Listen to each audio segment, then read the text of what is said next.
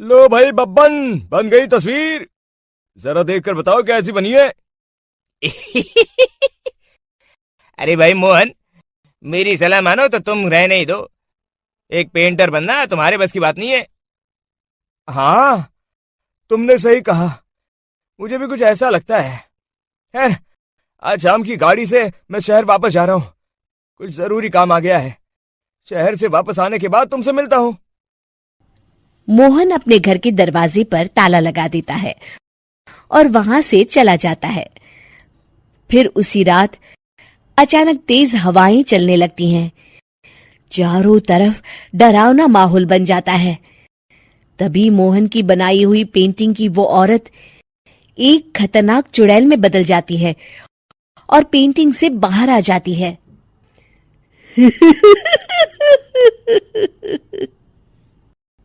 चुड़ैल घर के बाहर चली जाती है।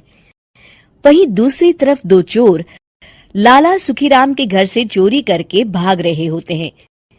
दोनों भागते भागते गांव के चौराहे के पास पहुंच जाते हैं। तभी अचानक वो चुड़ैल उन दोनों के सामने आ जाती है।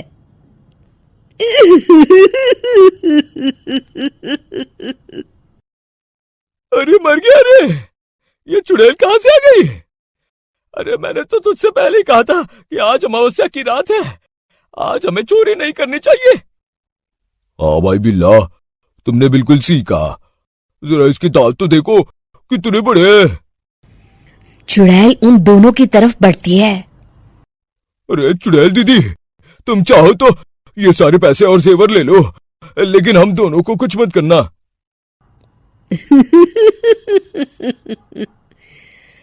पैसे और जेवर के लालच में तुम इंसान बिकते हो, हम चुड़ैल नहीं।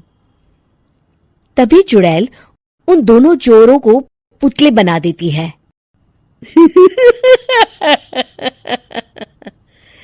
मैं किसी को नहीं छोड़ूंगी। अब कोई मुझसे नहीं बच सकता।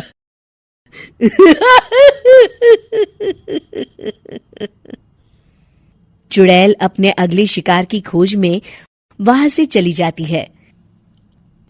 गांव की दूसरी ओर जाने पर चुड़ैल को हरिया, बिरजू और बब्बन दिखाई देते हैं।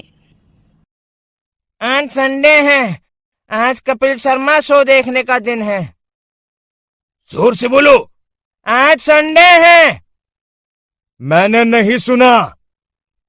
आज संडे है, आज कपिल शर्मा देखने का दिन है। हाँ, ये हुई ना बात।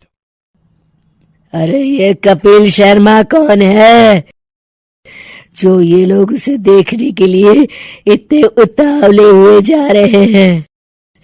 खैर, मुझे क्या, मैं अभी इन दोनों को मसाज चखाती हूँ।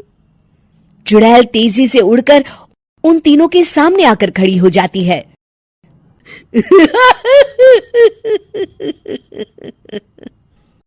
कपिल शर्मा शो बाद में देखना, पहले मुझे देख लो। बब्बन चुड़ैल को देखते ही पहचान जाता है। अरे ये तो तस्वीर वाली औरत के जैसी दिख रही है। मुझे अभी नहीं मरना है। अरे भागो रे! तीनों वहां से भाग खड़े होते हैं।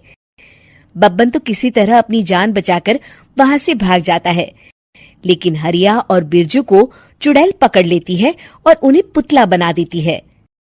फिर चुड़ैल बब्बन को पकड़ने के लिए उसका पीछा करती है, लेकिन बब्बन उसे कहीं नहीं दिखाई देता। अरे वो मोटा तो बड़ा तेज भागता है, शायद उस तरफ गया होगा। बब्बन एक दीवार के पीछे छुपकर बैठ जाता है और चुड़ैल उसके सामने से आगे निकल जाती है। बाल बाल बच गया। अगली सुबह बब्बन सभी गांव वालों को सारी बात बता देता है। फिर उस चुड़ैल के डर से रोज शाम होते ही पूरे गांव में सन्नाटा छा जाता था और कोई भी अपने घर के बाहर नहीं निकलता था। अरे ये क्या हो गया? इतनी देर से घूम रही हूं, अभी तक एक भी आदमी नहीं मिला। अरे कहाँ मर गए सबके सब? चुड़ैल वहां से चली जाती है, इस तरह कुछ दिन बीत जाते हैं। फिर एक दिन मोहन गांव वापस आता है। बब्बन उसे बताता है कि उसकी बनाई तस्वीर से एक चुड़ैल बाहर आ गई है। मोहन समझ जाता है कि ये कोई आम कागज नहीं है। वो जो भी उस कागज पर बनाएगा वो असलियत का रूप ले लेगा। अरे मोहन भाई, अब तुम क्या करने वाले हो? मेरे पास एक बहुत बढ़िया तरकीब है। मैं इस कागज पर उस चुड़ैल की एक ऐसी तस्वीर बनाऊंगा जिसमें वो तपती धूप के नीचे खड़ी दिखाई देगी, और फिर जैसे ही सवेरा होगा वो चुड़ैल इस कागज से निकलकर बाहर चली जाएगी और सूरज की तेज धूप में जलकर राख हो जाएंगी। मोहन बिल्कुल वैसे ही तस्वीर बना देता है और जैसे ही सवेरा होता है वो चुड़ैल कागज से निकलकर बाहर धूप में चली जाती है और सूरज की गर्मी बर्दाश्त नहीं कर पाती और जलकर राख हो जाती है।